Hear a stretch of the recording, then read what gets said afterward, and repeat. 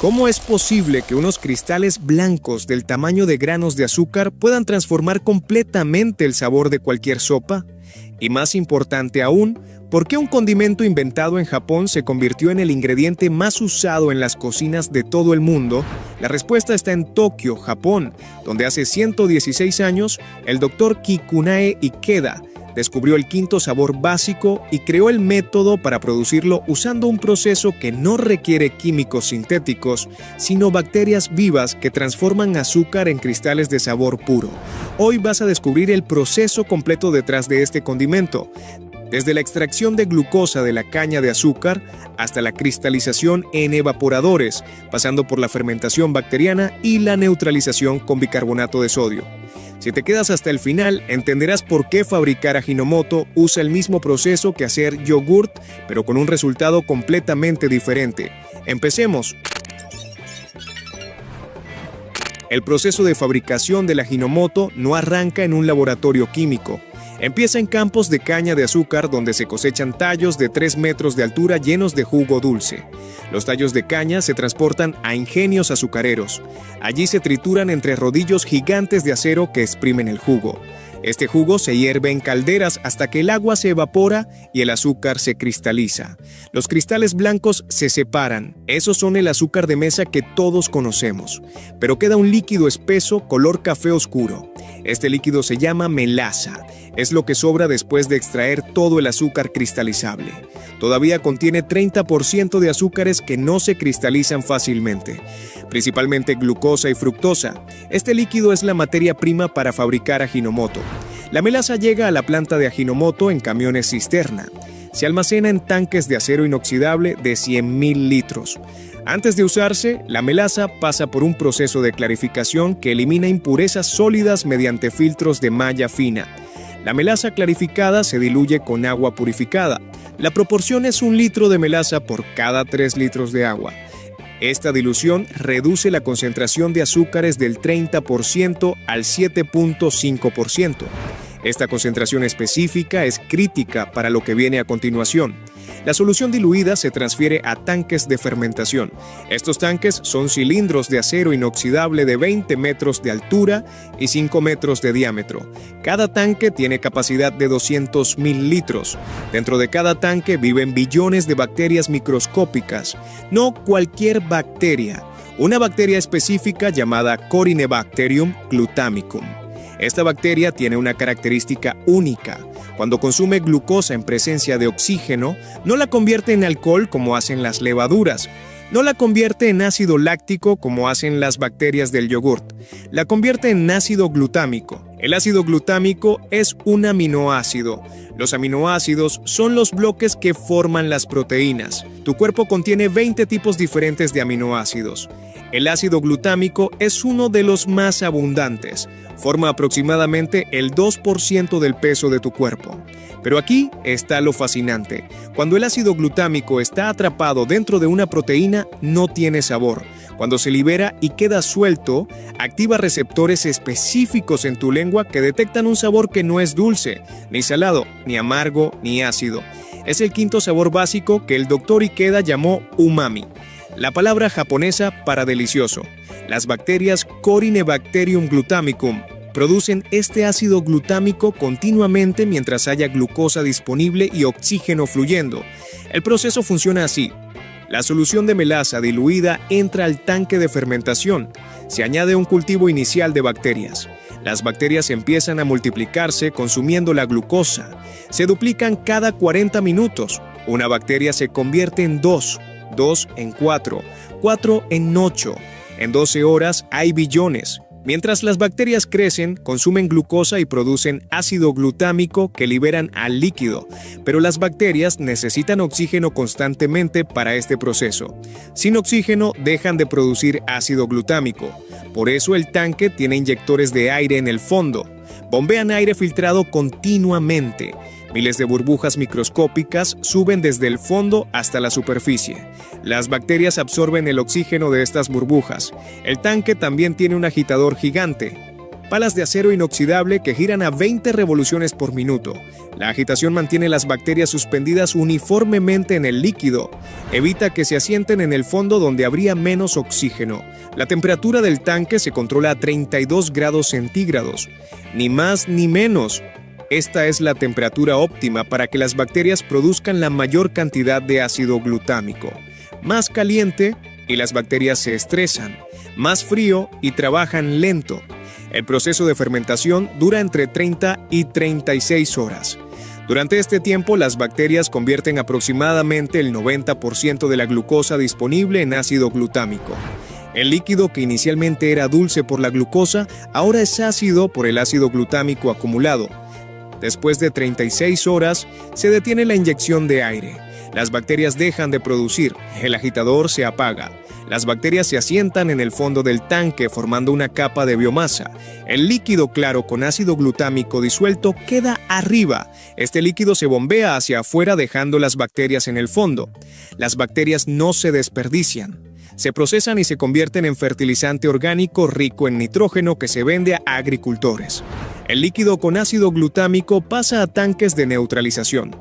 Aquí está el paso que transforma el ácido en el condimento que conocemos. El ácido glutámico por sí solo no es útil como condimento. Es muy ácido, irritaría la boca, necesita convertirse en una sal. Específicamente en glutamato de sodio, también llamado glutamato monosódico. Para esto se añade bicarbonato de sodio, el mismo polvo blanco que usas para hornear o para aliviar acidez estomacal. Cuando el bicarbonato de sodio se mezcla con el ácido glutámico, ocurre una reacción química. El ácido dona un protón, el bicarbonato acepta el protón. Se forma dióxido de carbono que burbujea y escapa. Y quedan dos iones unidos, el ion glutamato y el ion sodio, glutamato monosódico. La proporción es crítica. Por cada molécula de ácido glutámico se añade exactamente una molécula de bicarbonato de sodio. Si añades menos, queda ácido sin neutralizar. Si añades más, queda bicarbonato libre que da sabor alcalino. El proceso se monitorea con medidores de pH. El pH inicial del líquido ácido es 3.5, similar al jugo de naranja. A medida que se añade bicarbonato, el pH sube gradualmente. 4, 5, 6, 7. Cuando alcanza exactamente 7.0, el proceso se detiene. pH neutro, ni ácido ni alcalino.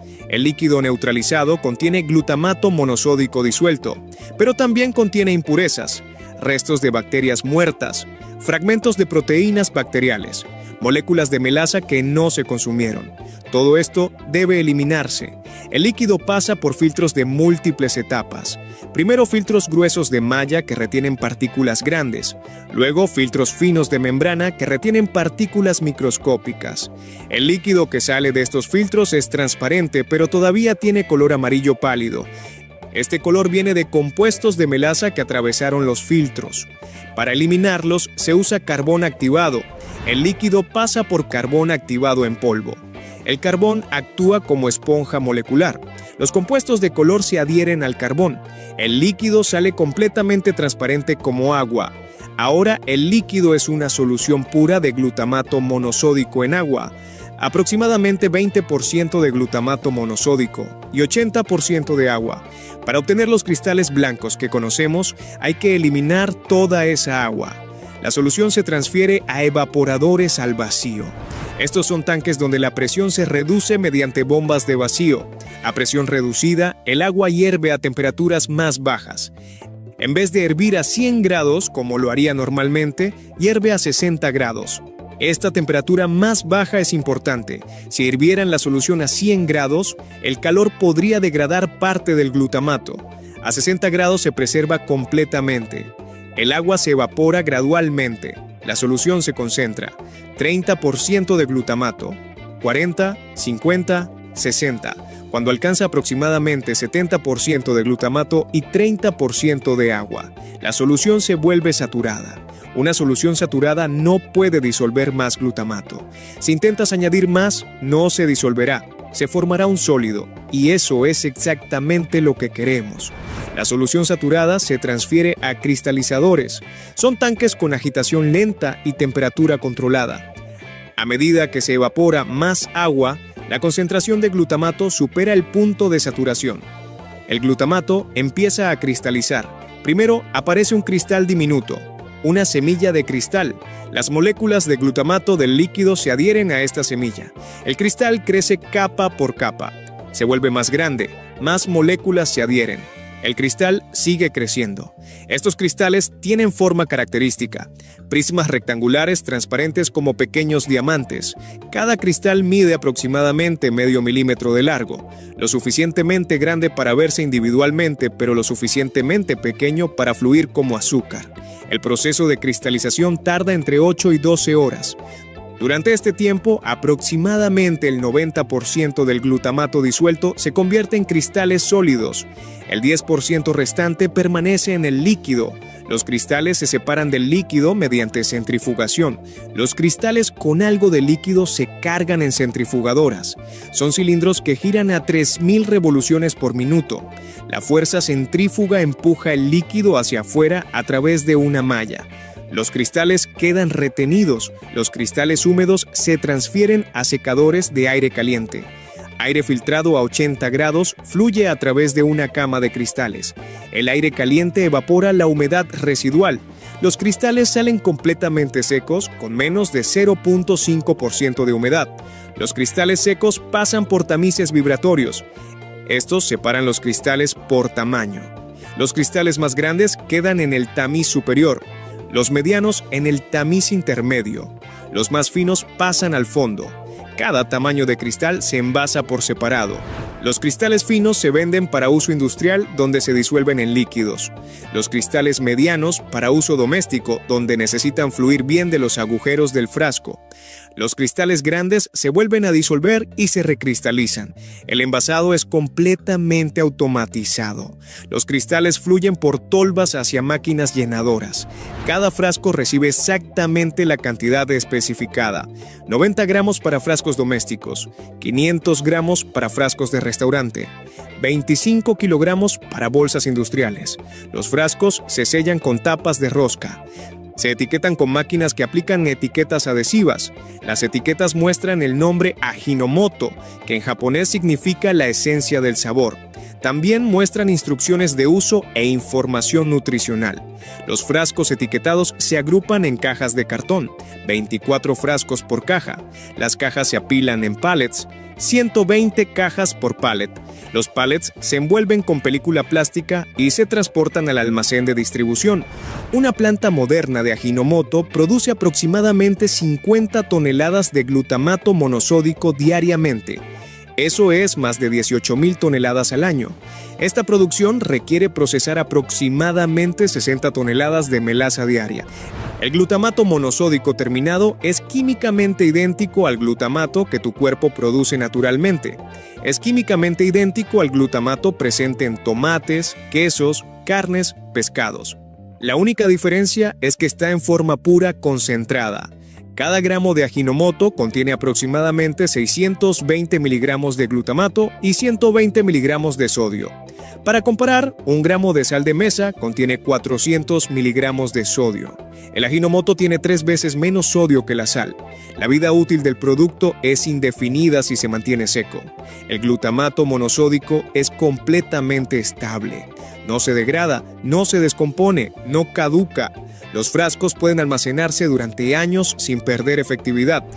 El proceso completo desde la melaza hasta el frasco toma aproximadamente 5 días, 36 horas de fermentación, 12 horas de filtración y neutralización, 12 horas de cristalización, 24 horas de secado y envasado. La historia de este proceso comenzó en 1908. El doctor Kikunae Ikeda era profesor de química en la Universidad Imperial de Tokio. Una noche, durante la cena, probó una sopa preparada por su esposa usando caldo de alga kombu. El sabor del caldo lo intrigó. No era dulce, no era salado, no era amargo, no era ácido. Era algo diferente, algo delicioso que no podía clasificar con los 4 sabores básicos conocidos. Ikeda se propuso identificar qué compuesto químico producía ese sabor. Compró varios kilogramos de alga kombu seca. En su laboratorio hirvió el alga en agua durante horas. El líquido resultante tenía ese sabor misterioso intenso. Evaporó el líquido lentamente. Cuando quedó un residuo espeso, lo trató con químicos para precipitar proteínas e impurezas. Filtró, concentró, cristalizó. Después de semanas de trabajo, obtuvo cristales blancos puros. Probó los cristales. Tenían exactamente ese sabor, intenso, delicioso, único.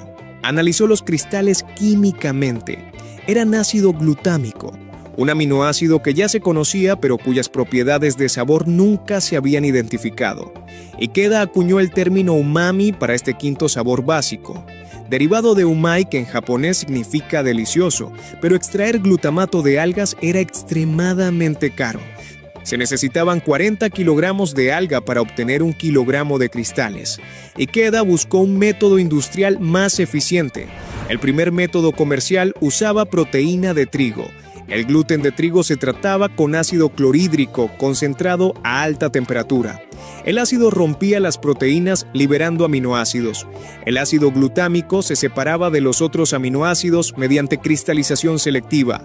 Este método funcionó desde 1909 hasta 1962, pero tenía problemas.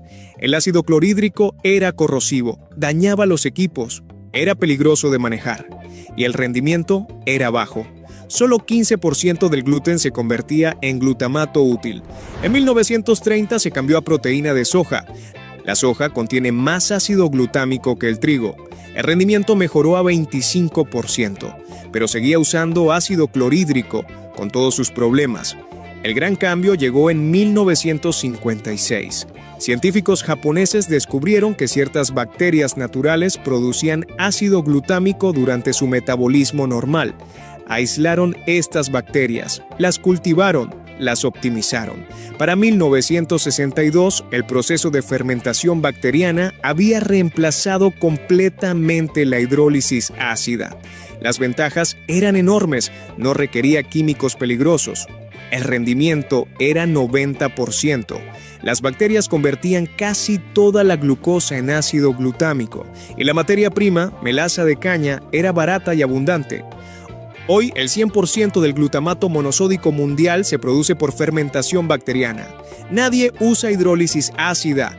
Es más caro, más peligroso y menos eficiente.